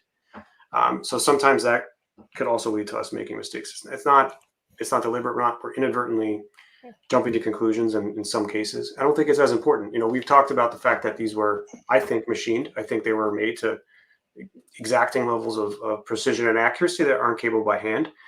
They were machined, I believe. And the fact that they were not found in certain places and found in other places is interesting, but not necessarily related to that. And recall that, we have the grave robbing issue. So when vessels are said to have been from a specific place, and we see a picture of that place, and we see a picture of what looks like potentially stone vessels, we may jump to conclusions and say that looks like stone. And it might not be. But I don't think it really matters. These are regarded as being pre-dynastic by Egyptologists. I think the point is that imitation was also everywhere too. And so that led to problems with form-based dating. I've spoken about this a little bit, and form-based dating is something that was really pioneered in, I think, the mid to late 1800s. It's discussed, and this problem has been discussed in published research papers, but I think the conclusions aren't necessarily where I would go with it. I would say, listen, if two vessels look similar, one is stone, one is pottery, and you're dating them both to the same age because they may be found in the same place, they look similar. Yes, they could be made by the same group of people. But why? Why would you make something incredible and then imitate it in a much less precise manner, in an inferior technique, in something that doesn't even look the same, and then bury them both together with the same person? Doesn't that kind of reduce the importance or the significance of the better one, the higher quality one, right? And if you're capable of making these in stone, why would you bury both the stone and the pottery in the same manner with the same person? So to me, that doesn't really make sense. And I think this goes back to the concept of inheritance. These were spread across a wide region, up and down Egypt, at least, up and down the Nile. So we would expect more like leadership burials, significant people like the king or the chieftain or the leader of the region to have a higher incidence of, I think, these stone vessels. We don't really see that, at least from what I've seen or heard. We wouldn't just see these sporadic incidents in every couple of graves here and there. I think you'd see more caches. Maybe there are more that haven't been discovered yet. Maybe they're still out there. But I feel like we would see more similar to Zoser. Maybe not to that extent, but at least like more than a couple together.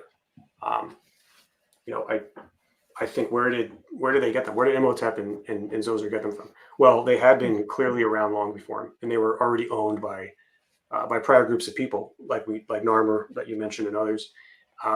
Did he collect them from the current owners? Did he perform excavations of his own, or did he get them from the existing owners? I feel like this would have been amazing to have been, friends with those guys and just going around like kind of bargain hunting. You're going to like antique shops. You're haggling with like locals for their stone vases. That would have been pretty exciting. But there's a lot of sites up and down the Nile that had these stone vases, lots of them. And so if me or someone else makes a mistake in the name, we made a mistake. That's all. Many of these sites are dated to a time before dynastic Egypt. Most of them are. So from the primitive nature of these burials, the lack of tools, of course, the rarity, in the presence of these stone vessels, my conclusion is that these were heirlooms and inherited, and the people we see buried with them did not make these. At least that much. I don't know who did. Yeah. Well, it's clear right off the bat, like we mentioned earlier, it was just chock full of the vessels with the names of older people on them and older rulers. So it's clear right off the bat when the first big cache, the only big cache that we know of, that's correct, right? The only big cache that we know of was at that pyramid, right?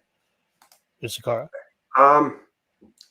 That's the biggest number I've ever seen, but there were other large Okay. caches found. So Nakata, so Petrie, if you look at a book published by Petrie, you'll see plates, or they basically would take like a table or something and lay out dozens of them, right? So he did find caches, but those would typically be dispersed amongst individual burials, not like in one burial. It would be like one barrel has one vase, and then 5 or 10 barrels have nothing, and then this other barrel has 2 vases. But each one, almost every one, or most of them, would have plenty of pottery. Interesting. And so it was just the incidence of the hard stone, in comparison to the pottery, is just so much less than I think you would expect, especially when you're talking about socio stratifications and classes of people, like who's a leader, who's important, who's not. I think you would see more small caches, 5 or 10 perhaps. If they were able to make these themselves, they would probably have more of them. There's not enough that to me indicates that they made them. Okay, that is fair. It's interesting. I didn't know there was more caches found. So, I'll have to dig into this more. See, I learned something new every day. Well, they're not big, but check out like Lahun. There is some stuff found there. Look at what was found in Nakata. Nakata. Petrie didn't. This is late 1890s, so he didn't really take very many photos. I think he took a few photos here and there. So I don't know if he uncovered any big burial chambers, big mausoleums where there was like a few dozen. I really don't know, and I can't say if he ever found them in large groups. It's possible, but they were found in a somewhat confined geographic area that's then known as a cemetery. Okay. We'll have to look into that some, because this stuff is definitely interesting to me, and that's data that had slipped right through my fingers. I hadn't seen that one yet. Now, the ideas of the heritage requiring continuity, we touched on pretty good there. It's one of the things, though, that I think that I would like to kind of just flush that point out a little bit. We see this numerous times throughout human history, where something falls out of favor and then gets picked back up 100 years or 1,000 years later, or whatever, an idea or a recipe or all kinds of little goofy shit. That the fact of the matter is, this could have been not being made, but known of for a very long time. Take a wax cylinder for Thomas Edison's phonograph, right? Nobody's made one of those in well over 100 years, but we all know what they are. And it's the same kind of thing could very easily be here, where they all knew what these vases were. They were part of the culture, but they just weren't something that they were making. And then for whatever reason, they picked them up down the road. That's it. His take on this one is very much a debunker's kind of lock it down take, and it as such kind of doesn't really represent a logical model of reality, in my opinion. Yeah, I mean, I think it's not a bad topic to talk about, though. Like you were saying, like why is it not valid? But and we did already discuss it. But you also don't know if every culture is going to want to bury them. Yeah. Right? Would you bury a wax cylinder? No, exactly. Yeah. You may, if you're a primitive culture and thinks, holy shit, look at this thing. Yeah, that's right. But if not, you may just keep it in your attic, and then your house burns down and it's gone. Yep, that's right. That is absolutely right. So I'm just going through the list of everything here, because it looks like we touched most of the big ones most of the points that he made. Oh, the photos are deceptive. That was the one that we talked about that, I guess, a little bit. But I can never pronounce this place right. Tushk. However you pronounce that. Tashka. Yeah. So Ben's mentioned this site. So this is in the Nubian region. It's basically south of Aswan. Aswan's like the last major city in Egypt. It's really nice. It's a really nice place. Like wonderful people. Like really, it's lovely. It's hot as all hell in the summer, but it's a really nice, pleasant. You're there and you're walking around. There's cafes and shops, and everybody's really friendly. South of that becomes eventually what's known as the flooded region. So when the first dam was being built in the early 1900s, there was sort of this rush to go in and try and maybe preserve and catalog and save some stuff. A number of countries came together to move Abu Simbel They cut statues with giant circular saws and move them up out of the way of the floodwaters. And then there's hundreds of sites that trace the old Nile effectively, and it would be in the banks and little islands, and then in the middle of what's now Lake Nasser as well. And these excavations, I think they tried to do them. They did them quickly. In many cases, they did them multiple times. We also don't know how often they were hit or robbed before that. And so there's not a lot of data showing what types of vases were from that region. And I think in some cases, there's some selective photographs, and it might show what looks like a stone vessel or a stone plate or a stone bowl. And I think the point in the video was he found an excavation record that said it was just potteryware, not stone. And I think it may have been Ben that was pointing to a photograph, or I may have pointed to a photograph that was, and indicated I think this was a picture of stone, and it wasn't. So again, like we may have jumped to conclusions sometimes, but the point is these things were found in pre-dynastic barrows up and down the Nile, and the photographs weren't as widely done as we would have liked. Okay. So we have the best records, the best ones that I've seen from Nakata, Petrie. Everything Petrie did was generally well documented. He was a surveyor by trade, so he had this technical background. Thebes, Saqqara, Abydos, Hawara, which is a pretty interesting site. Giza, of course, Lahun, Badari, and then others. And so some of these sites, coincidentally or not, actually you see the most stone vessels from the sites with the best documentation, right? Poor documentation makes it easy for the vessels to go missing and to find their way into worldwide antiquities markets. That makes sense. Again, like to your point, I don't know if there are any other large caches that were ever uncovered. If they were found with dig sites that were illegitimate or under the radar, then you wouldn't expect that it would be in the record. Okay, that does make sense. It is too bad that so many of these things got kind of just jumbled up over the years, like you mentioned, with the vases being so valueless for so long. It's the kind of thing that, like, it's a great example is the Czech ambassador who just kind of gives it away. Here you go, buddy. I got this cool vase here that's it's nothing. It's not even worth as much as a scarab. It's cool.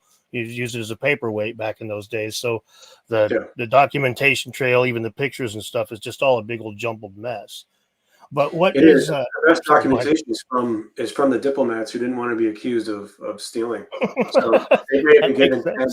In some cases, they were given more than one, a number of them. But like I have a few pieces that came from heirs of diplomatic families.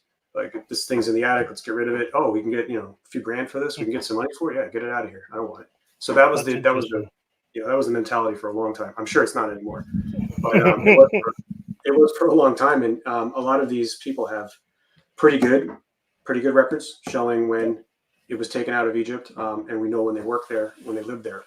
So we're confident in this stuff. But like I mentioned, I don't think the province is that important right now. And the main reason is because it would be very difficult to replicate these, to create forgeries or fakes. Very difficult. Not impossible, but it would not make sense. Up until the last few years, these things were not expensive. That's the next thing I wanted to touch on really quick was in Night Scarab's first video talking about the vases. He brings up a Chinese manufacturer that he claims he contacted that would make these for something like $300 a vase or some shit like that. I forget the exact number.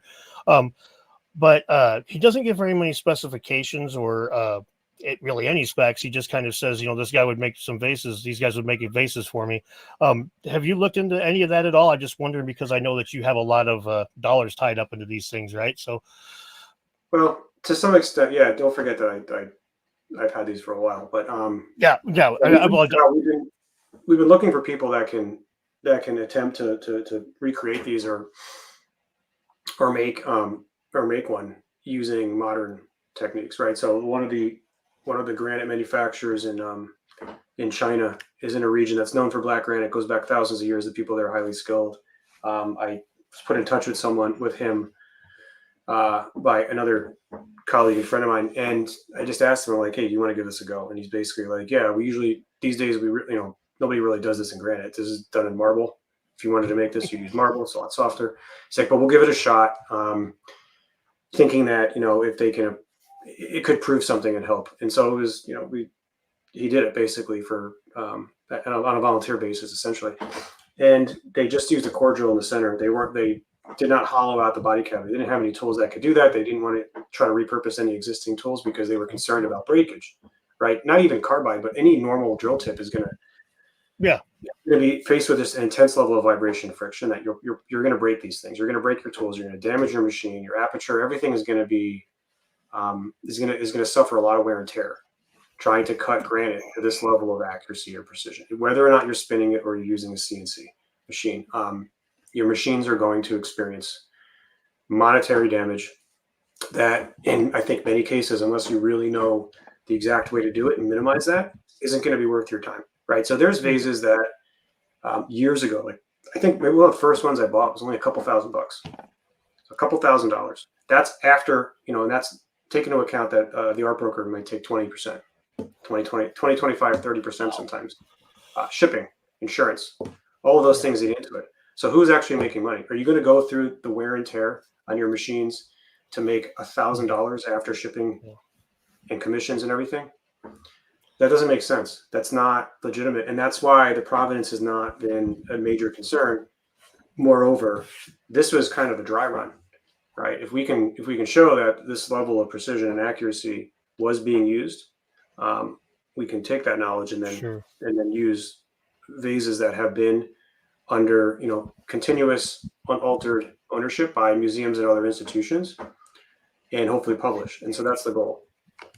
That's a good goal too. That's really where it'll take the next little step, because like I've mentioned a few times now, the provenance is it's the go-to argument against this stuff. It's just a quick way to dismiss everything, and a lazy man's debunking. Why address all those big numbers? I can just provenance. Well, of course, provenance an issue. It's freaking Egyptian artifact in private hands. So, but it would be an issue if we weren't talking about what we're talking about. Yeah, exactly. Well, I mean, if somebody's wanting to be a debunker about it, it's the provenance will always be a loose thread they can pull at. And the Egyptian artifact in private hands, generally speaking, they'll have something they can do there. But like you say, there's no point to faking the things. For the longest time, scarabs would have been worth way more to do. The easier to do, the Egyptians knew how to do it. A statue of a cat would sell better all day long. So and sell it for 20, 30 grand. It's worth your time, not trying to make $1,000 and you spend $5,000 in materials or whatever it is, plus the cost of labor, which isn't granted, not something you're not going to do overnight. So it didn't really make sense. It does make sense now. They're getting a lot more valuable. And so it's a legitimate argument. I think I would say that there could be fakes out there. I don't believe I've seen any. I don't believe I've seen anyone in modern times using modern equipment to replicate the accuracy and the precision in hard stone, granite, diorite, etc. By the way, just to make sure to put this out there really quick, Adam, I wasn't saying that you were like investing and buying and selling these things. I just was saying that you had a number of these that, as they appreciate, that's something that's worth money. So I figured that you might have an idea as to what the cost was on reproducing these. I wasn't saying that you're buying these to resell or anything like that. So. Oh right, yeah, no, just want to put that out there. I'm not calling you Zahi Hawass over here. Well, I'm not aware of anyone that can do this. I'm not aware of any forgery shops out there. Not that they publicly advertise, but I think I would have heard about them. I know a lot of people that live in Egypt that are very in touch with everyone. They know forgery shops. I've seen Egyptian forgeries, and sometimes to an untrained eye, you could fool people. There's different ways they use sand and other things to make things look older than they are. There's all sorts of things that are forgeries. It's not uncommon. It's very common to see Egyptian forgeries in everything else other than these. Yeah, I know the scarabs were one that notoriously, like, they would make a scarab and then feed it to a goat. That was the way that they would age it. Was right. Makes sense. But I've got some old magazines from. I first got into Egyptology and stuff when I was a kid, really, and I've got magazines from when I was a teenager. And it's funny because two different KMT magazines, which is like an Egyptology nerd magazine, from the turn of 1990s, and both of them have one artifact that was found to be a forgery since then. Oh, One of them's covering in the magazine, and the other one it happened about 10 years later. But it was super common, just super common. yeah, And I know. I know. I've heard a lot of stories. I think it is everywhere. But this is a nice way of preventing that. Like, yeah, the knowledge of these. absolutely. Now, I don't think that, like, in the beginning, I was buying some of these things based on two-dimensional photographs, right, that you're seeing digitally online. Yeah, And in most cases, I was able to look at something before purchasing it, but this is before we scanned it. And so I was going out on a limb saying, well, who knows? Is this a forgery? As we started scanning this and hearing from engineers and machinists, their opinions on the ability to do this today and the feasibility, I was more confident that it probably wasn't. yeah. That's So this is that's. Sorry, go ahead. so that you were showing a report. Oh yeah, I just figured I just was putting that up there real quick. Put that back up there again if I can. Wrong one. There we go. All right. Yeah, it's just one of the reports there. Like you say, the numbers on those are really good. That's a cause for it should be a cause for a lot more debate, but the debate seems to center on the provenance currently, which I will be very happy to see here in the future. I'm hoping that as you guys start hitting the museums and this becomes a little bit more mainstream, I'm hoping that we'll see these numbers discussed a lot more in detail instead of just being like, oh, there's some guys in China that'll do this, nothing to see here, or Yeah. there was no Czechoslovakia back then, LOL. And that's not really, I mean, that's all fine and good for making like a 1 minute short, but for an actual video addressing this stuff, that's kind of vapid. We've seen enough from different places that to have provenance, they've come from all different sources. We've seen enough, and we've seen enough that are so precise as to baffle people that commonly attempt this in metal, or that don't attempt it in metal because it's too hard. So I don't really need to see any more. Now, I think the bigger questions are, how common is it to see the ultra precision? Because there's lots of stone vases and they don't all look like this. That's fair. So that is fair. We don't know. It's a minority of them, but we are filtering. We're using a bias. Like we're only really analyzing the ones that look good. We're not analyzing the ones that don't look good because it's not of interest. But that should be included in the data set if you're going to try to ascertain like how prevalent was this practice. Sure. We need to look at the ones that aren't perfect. At least count them in the denominator. Maybe one day, but again, I don't know where they all are. I think most of them are in private hands. So we're never gonna have firm data on how common it was, or some of these other questions. But perhaps we can get to a point where we can say, all right, what do they have in common? What are the features they seem to have in common? What does that say about the potential design, potential use, or potential reason for making these things? And we may be able to answer some of those questions. Yeah, well, you're definitely pushing us in that direction. I mean, it is telling that there's so many rumors about the Vase scan project, and that's not what I'm seeing here talking to you. You want to actually like take and work with the scientists and work with the museums and stuff. And the rumors tend to be that you guys just want to hide off in your own little corner and scan the vases and tell each other what that means. And it seems like nothing could be further from the truth, but I'm looking forward to see the future. That's why it unfolded like this, is because I was trying to keep a very low profile. I don't know if it matters as much anymore, and there seems to be more acceptance. Like, so when we first started presenting this idea, this topic to museums and other researchers, it was like it took me 9 months to get the first few PhD, and these are mechanical engineering people at a different university in Egypt, to actually like engage. And this is after sending them information, trying to get them on the phone, trying to get them into a conversation. Once they saw the data and looked at it, they were close to convinced. And then it kind of evolves from there. So the biggest hump is trying to convince somebody that what you're doing is not speculative, it's not crazy, it's not unfounded, and that we really want to try to use the scientific method if we can. There's no other way to do it. We postulate a theory, we test it, we shoot it down, or refute it, or accept what's provable or what's disprovable, and then kind of go from there. But it helps to have dreams and helps to have ideas, because without that, it's not as interesting. And Yeah. speculating a little bit's okay because it tells you where to look. Yeah. It's not the guiding light, but it's like I believe a few things that I think are probably true. Hopefully that they turn out to be true, but if not, it's okay. We're still on a path. Yeah. So That's that kind of attitude right there. It's beautiful to hear you say. I would say really quick to address what Ed Textulator said, a logical speculation for the stone choice for manufacturing. The material was relatively easy for the culture to work with, or the material possessed a specific characteristic needed for intended use. I could see that, especially if you're looking at the lost ancient high technology route. The latter one there definitely would be leaning into that. But the first one, granite wouldn't be something that's easy to work with, I don't think, in any situation, unless they really got something we are unaware of. now some stone's softer, and then, you do see some vases that appear to be marble. I don't think I may have one or two that are marble. We see other softer materials, and we know where some of the stone comes from. Not all of it, actually. By the way, we don't know where all of it comes from. We know of a few diorite quarries. There's one in the Red Sea. Aswanian granite, obviously, and Aswan, it's fantastic. When you go there, I think you'll go there. It's pretty awesome just to see this old, effectively abandoned quarry. They still use it, some parts of it, but the main focal point's incredible.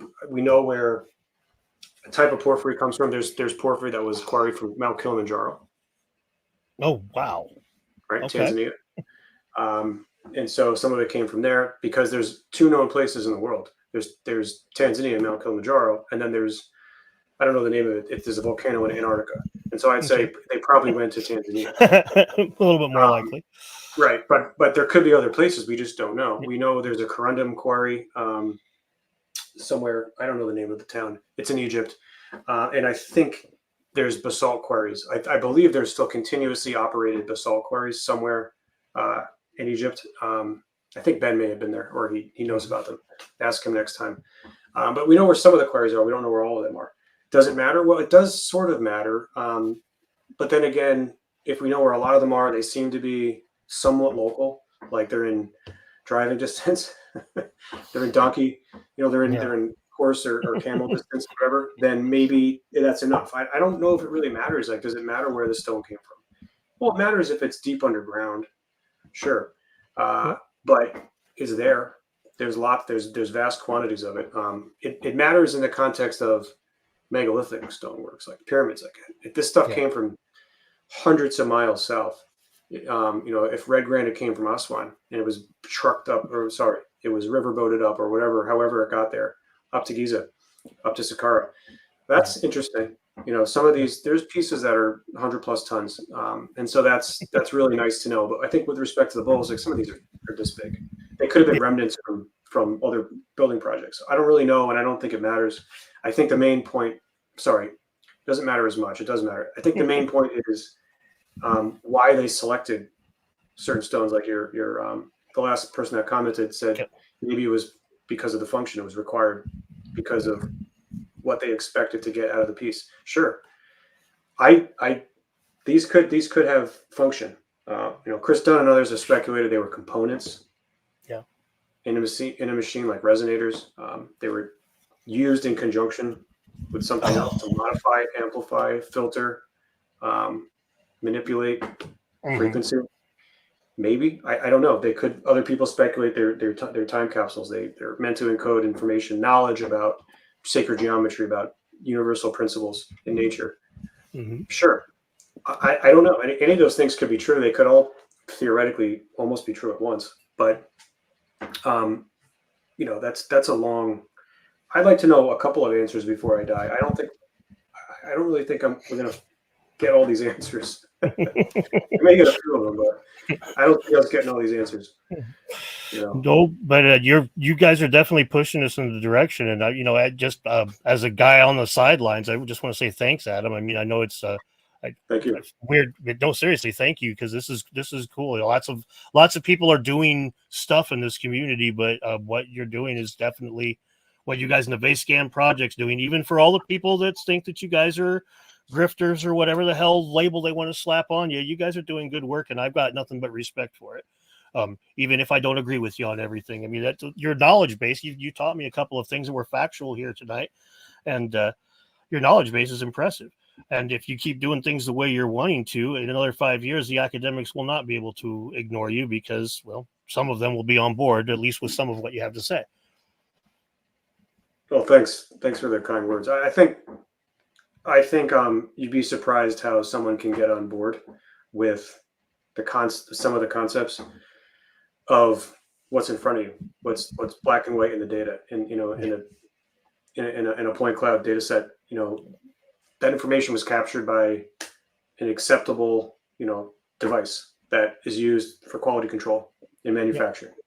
It's very hard to argue with things like that. There's different types of devices like that. There's scanners that are 2, 3, 10, 50, 100 times more precise than others. And so sometimes that's questionable. You can question the data to the extent that, like, was this captured properly? Was the work is, I can say the work is done correctly. Like we're applying the correct metrics and statistics to the algorithms and the code that's used within the programs that are calculating the numbers. But it's always a question, like, is the data captured correctly? Can it be captured in a better method? We started using CT scan data a while ago, year or two ago, and kind of backed off it. The CT scan data is many times thicker than a laser or blue light scanner like GOM makes, or structured light scanning, because it's using X-ray technology. So you have just an incredible amount of data. That's a lot more. There's many hundreds of millions of data points sometimes. However, that the X-rays can sometimes pick up interior points in a vessel. So what do we really want? We want the exterior and interior surfaces, right? We don't really care about what's inside. It's not hollow, but if it was, that'd be nice to see. However, sometimes if there's large feldspar crystal inclusions, or just the material is very heterogeneous in nature, the X-rays will pick up certain points. This is stone with sometimes diverse mineral content. And so what do you do with that data? How do you know if it's interior? We don't want to exclude data. That wouldn't be correct, right? We don't want to filter the data. We don't want to manipulate it. We don't want to artificially say exclude all this, take all this, and just use this. Well, then that's bias. And so it's difficult. We're looking for solutions there. Hopefully it's in the design of the X-ray equipment itself. So Zeiss, which actually came to own GOM, that makes that Blu-ray laser scanner. Zeiss now has CT and metrology equipment that I think hopefully, ideally, will be able to, through software or hardware, potentially avoid some of that and filter out some of those data points. But the CT scan data, whether or not you filter out the data, we're getting much better numbers. We're seeing numbers that are much higher in precision than we would see with the structured light scanner. So I think those are legitimate points for consideration and should be debated. Like, what should we use to capture data? How should we do it? Is it worth it? So structured light scanning data, which is not as precise, is showing numbers that still indicate that these people had something much more advanced and much more evolved than they're giving credit for.